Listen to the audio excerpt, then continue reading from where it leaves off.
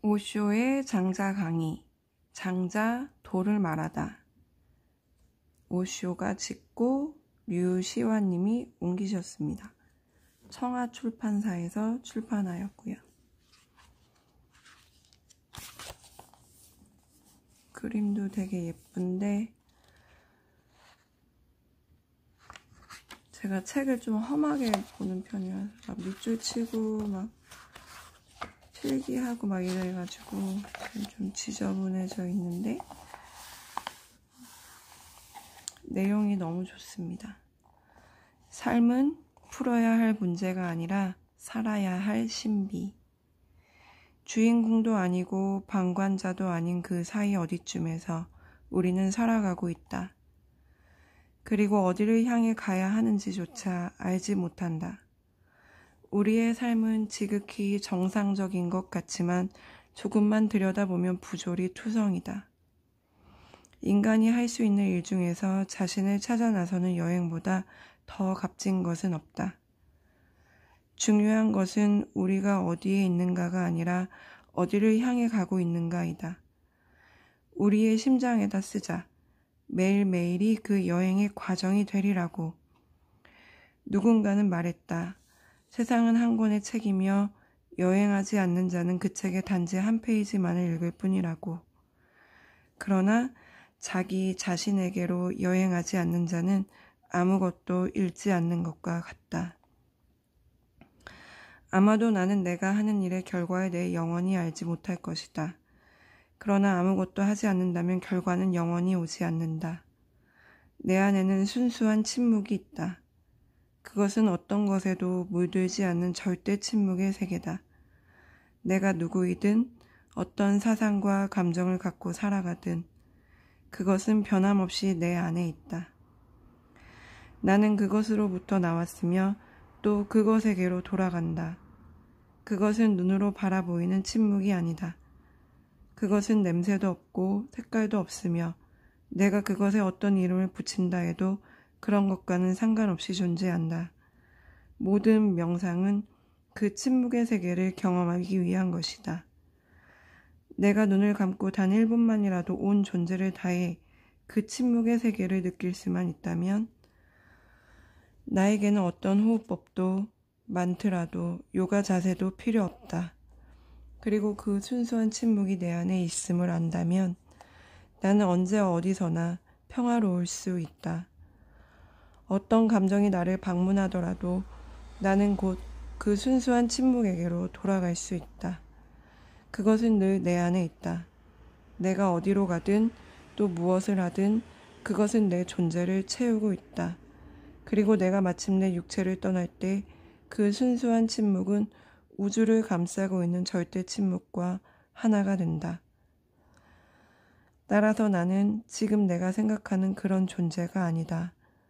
나의 이름, 내가 이 세상에서 얻은 것, 내가 나라고 여기는 그것들은 그 순수한 침묵 위에 떠있는 구름과 같은 것이다. 가끔 구름을 걷고 그 너머의 절대 침묵의 세계와 하나가 되어야 한다. 내가 아무리 오랜 세월 명상을 하고 아무리 많은 다른 것들을 추구한다 해도 그 순수한 침묵과 하나가 되는 경험을 하지 않는다면 나의 삶은 꿈과 같은 것이다. 하루에 단 1분이라도 안과 밖의 소음을 끄고 그 순수한 침묵과 마주한다면 나는 많은 것들로부터 진정한 자유를 얻을 것이다. 그리고 마침내 내 삶의 중심에 서 있게 될 것이다. 유시화. 굉장히 요가 철학적인 내용을 은유적으로 시적으로 표현하셨습니다. 너무 좋은 구절이 많죠. 삶은 문제가 아니다. 신비로운 것이다. 내 삶이 한 권의 책이고 여행하지 않으면 한 페이지밖에 못 읽는 건데 자기 자신에게로 여행하지 않는 자, 그러니까 침투하지 않는 거죠. 자기 자신을 공부하지 않는 자, 알아차리지 않는 자는 아무것도 읽지 않은 것이다.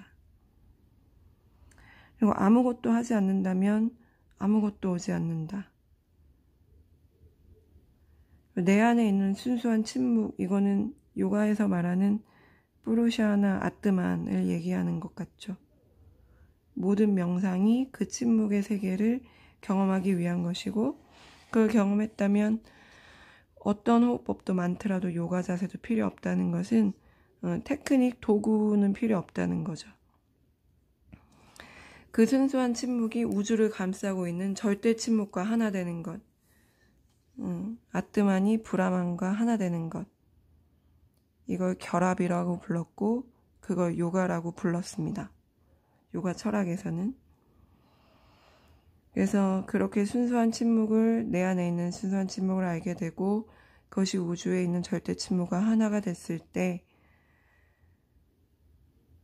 진정한 자유를 얻는다. 해탈이겠죠. 그리고 그런 삶을 살지 못한다면 내 삶은 그저 꿈과 같은 것이다.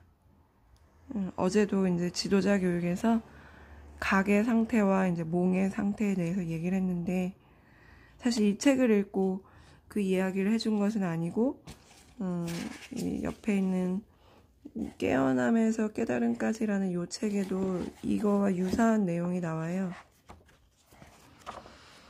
그래서 이 부분을 지금 사실은 리뷰하고 싶었는데, 이 책을 다 읽고 이제 새로 집어든 책이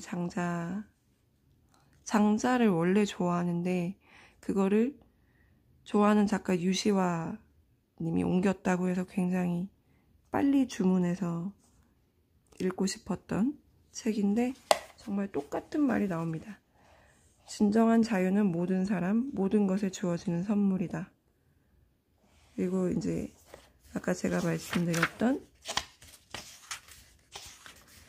각과 몽의 상태가 나오죠. 깨어서 살 것이냐, 꿈꾸는 상태로 살 것이냐. 이 부분은 제가 이제 이 책을 리뷰하면서 다시 다루겠습니다. 이 책으로 돌아와서 유시아님의 시적인 언어가 너무 아름다우니, 마음이 오르면 모든 옳고 그름의 판단을 잇는다. 마음이 오르면 분별이 없어지는 거죠. 그때 그대는 자유인이다. 삶이 그 자체로 흘러가게 하라. 그 흘러감 자체가 궁극의 깨달음이다. 몫으로 유명한 공수는 아무 도구를 사용하지 않고서도 도구를 사용한 것보다 더 완벽한 원을 그릴 수 있었다.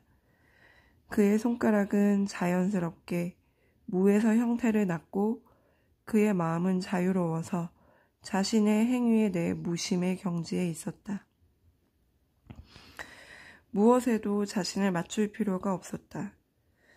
마음은 더없이 단순한 상태가 되어 어떤 것에도 구속받지 않았다. 신발이 발에 꼭 맞으면 발의 존재를 잇는다. 허리띠가 허리에 꼭 맞으면 허리의 존재를 잇는다. 마음이 오르면 모든 옳고 그름의 판단을 잇는다. 무리하지도 않고 강요하지도 않으며 필요를 느끼지도 않고 유혹되지도 않는다. 그때 일은 저절로 이루어진다. 그때 그대는 자유인이다. 쉬운 것이 옳은 것이다. 옳게 시작하라. 그러면 쉬워진다. 쉽게 나아가라. 그러면 그대는 옳다. 쉽게 나아가는 옳은 길은 그 옳은 길을 잇는 일이며 또 쉽게 나아간다는 것조차 잇는 일이다. 신발이 발에 맞으면. 장자는 꽃이다. 매우 드문 꽃. 붓다나 예수보다도 드문 꽃이다. 붓다나 예수는 노력을 강조하지만 장자는 그렇지 않다. 그는 오히려 노력 없음을 강조한다. 노력을 통해 많은 것을 이룰 수 있다.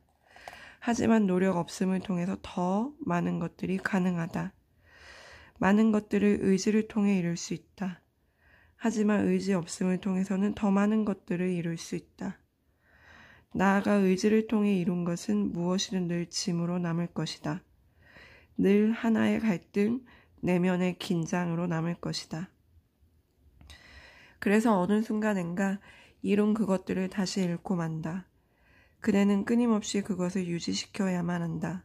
그리고 그것을 유지시키는 데는 또 다른 에너지가 필요하며 마침내 그대는 지쳐서 쓰러진다. 오직 노력 없음을 통해 이룬 것만이 짐이 되지 않을 것이다. 짐이 아닌 것만이 영원할 수 있다. 어떤 식으로든 부자연스럽지 않은 것. 오직 그것만이 영원히 그대와 함께 남아있을 수 있다. 장자는 말한다. 진정한 것, 신에 속한 것, 본래의 존재에 속한 것은 자기 자신을 완전히 잊어버릴 때만 이룰 수 있다고. 그것을 이루기 위한 노력조차 장애물이 된다고.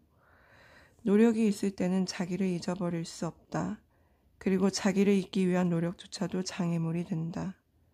그대가 어떻게 그대 자신을 잊으려고 노력할 수 있는가? 모든 노력은 에고에서 나오며 노력을 통해서는 에고가 강해지기만 할 뿐이다. 에고는 하나의 병이다.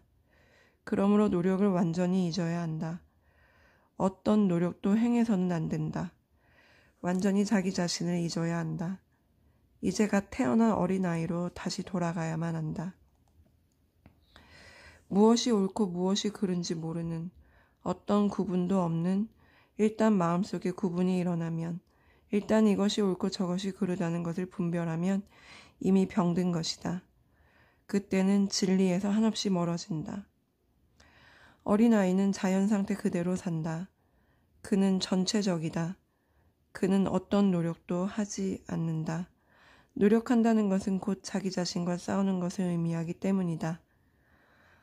마음이 한 부분은 찬성하고 다른 부분은 반대한다. 그래서 노력이 뒤따르는 것이다. 이것을 기억하라. 그대는 많은 것을 이룰 수 있다. 특히 이 세계에서는 노력을 통해 많은 것을 이룰 수 있다. 노력은 공격적이기 때문이다. 노력은 폭력적이고 경쟁적이다. 그러나 진리의 세계에서는 노력을 통해선 아무것도 이룰 수 없다. 그리고 노력으로 시작한 사람은 마지막에 가서는 그것을 버려야만 한다. 고타마 붓다는 6년 동안 고행을 했다. 끊임없이 명상하고 노력했다. 고행자가 되어 인간이 할 수 있는 모든 노력을 다했다. 어떤 시도도 해보지 않은 것이 없었다. 그는 자신의 전 존재를 걸었다. 하지만 그것은 노력이었다. 에고가 그곳에 있었다. 그래서 빈번히 실패했다. 궁극에 가서는 에고만큼 실패하는 것도 없다. 이 세계에서는 에고만큼 성공하는 것도 드물다. 물질의 세계에서는 에고만큼 성공하는 것이 없다. 그러나 존재의 세계에서는 에고만큼 실패하는 것도 없다. 상황이 정반대다. 그럴 수밖에 없는 것이 그 둘의 차원이 정반대이기 때문이다. 붓다는 철저히 실패했다. 6년의 노력 후 그는 완전히 좌절했다. 그 완전한 절망 속에서 그는 모든 노력을 포기했다. 그는 이미 이 세상을 포기했었다. 이미 자신의 왕국을 포기했었다. 눈에 보이는 이 세계에 속한 일체를 뒤에 버리고 떠났다. 모두 포기한 후에 그는 완전한 진공 상태, 텅 빈 상태에 빠졌다. 그리고 그날 밤 지금까지 아는 질적으로 다른 편안한 잠을 잤다. 왜냐하면 에고가 사라졌기 때문이다.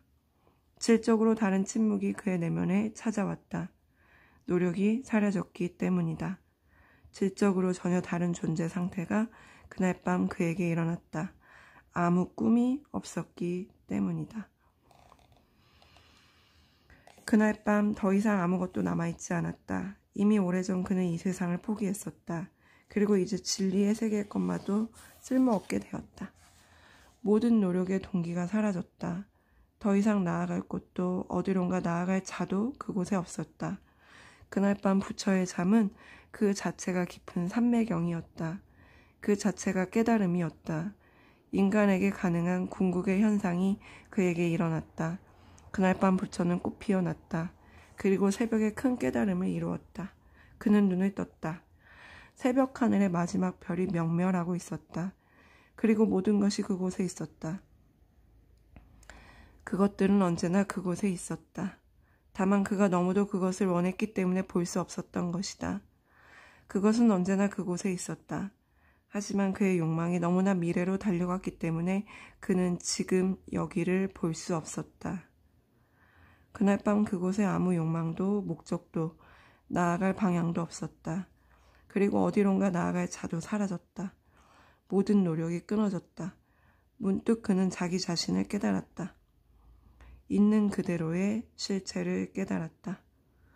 장자는 말한다. 처음부터 어떤 노력도 하지 말라고. 장자가 옳다. 왜냐하면 그대는 붓대처럼 완벽한 노력을 기울일 수 없기 때문이다.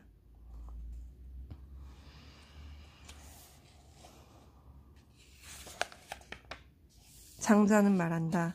다만 진리 그 자체를 이해하라고. 이 세상에 태어날 때 그대는 태어나기 위해 무슨 노력을 했는가? 어린아이에서 어른으로 자라기 위해 무슨 노력을 했는가? 숨을 쉬기 위해 지금 무슨 노력을 하고 있는가? 모든 것이 그 스스로 이루어진다.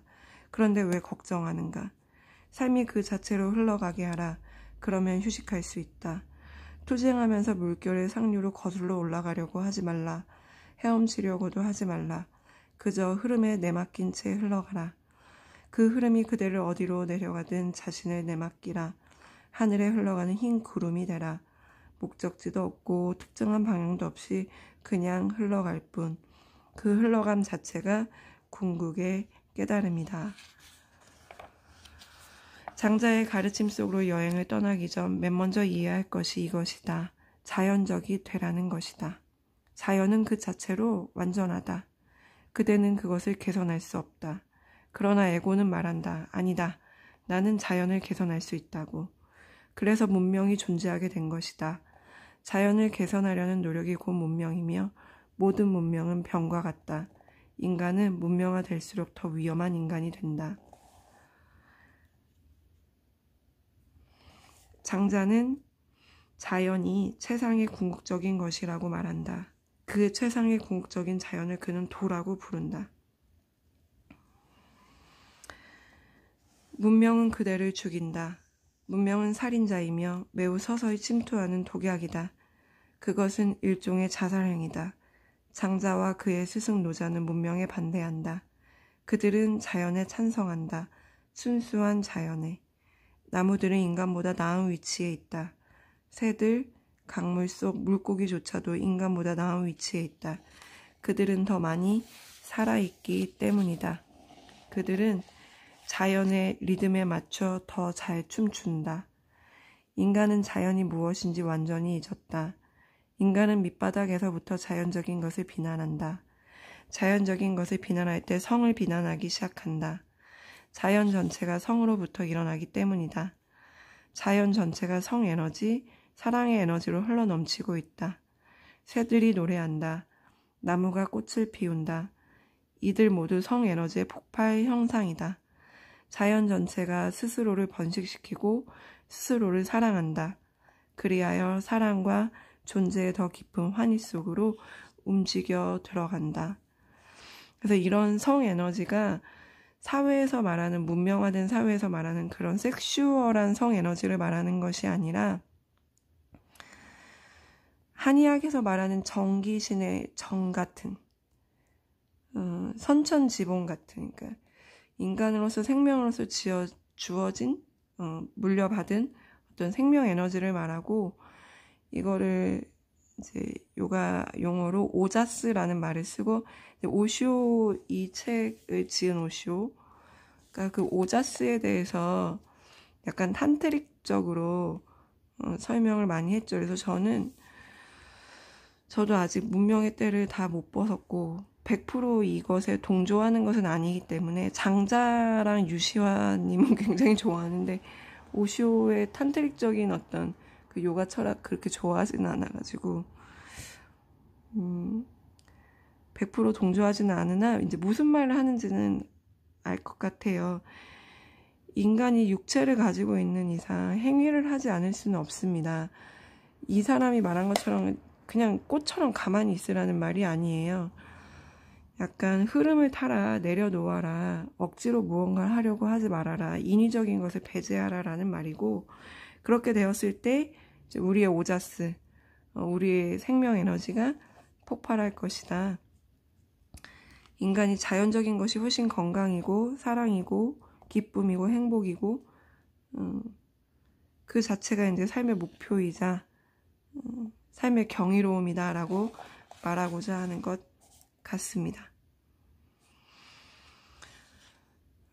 그래서 자연스러운 것, 그리고 자연스럽게 되는 것, 노력 없이 자연스러운 것, 있는 그대로 존재하는 것, 이것이 장자가 주고자 하는 가르침의 핵심이다. 그래야 그대는 지금 여기에 살게 된다. 이 순간이 전부가 된다. 이 순간이 영원한 것이 된다. 불성이 이미 그대에게 있다. 그대는 이미 붓다이다. 한 가지 문제는 그것을 꽃피울 기회가 주어지지 않았다는 것이다.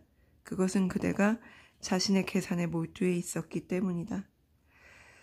장자는 명상이 아니라 깊은 이해를 믿는다. 내가 그대에게 명상하라고 말하는 것은 그대에게는 이해하는 일이 무척 어렵기 때문이다.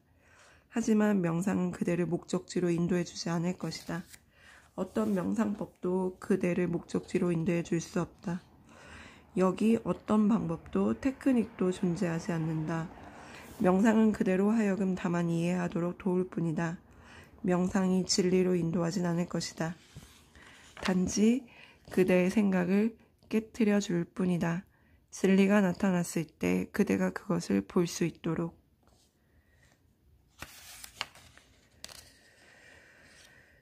삶 전체가 침묵이고 명상이다. 그런데 왜 그토록 많은 노력이 그대에게 필요한가? 구분하는 마음이 있기 때문이다. 자기를 의식하지 않으면 삶은 자동적으로 흘러간다. 왜 이런 문제가 일어나는가? 자기를 의식하기 때문에 그렇다. 지금 많은 사람들이 그대를 지켜보고 있고 주시하고 있다. 그래서 그대는 편안할 수가 없고 자유로울 수가 없다.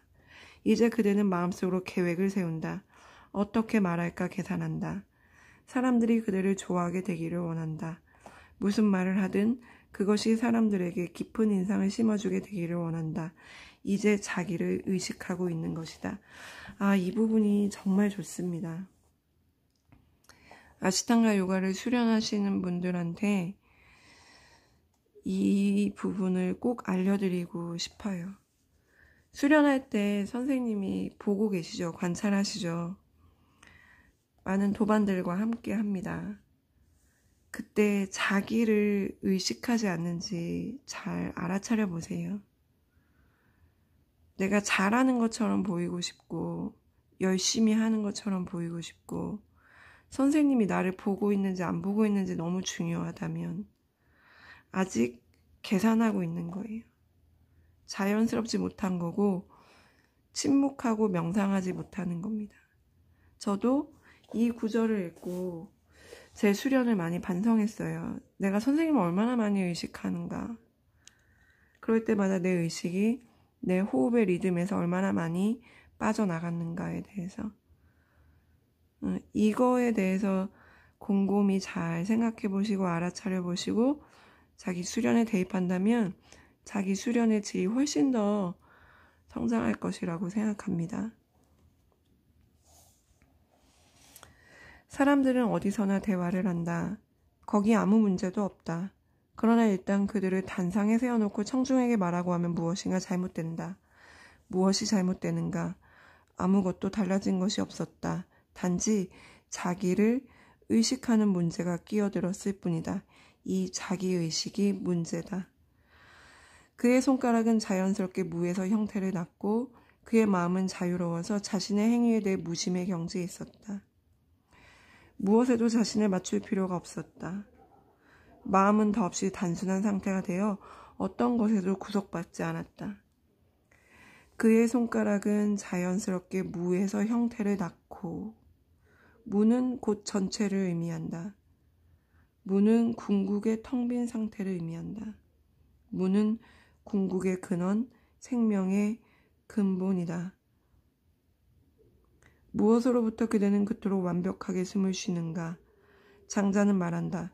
그대가 숨을 쉬고 있는 것이 아니라고.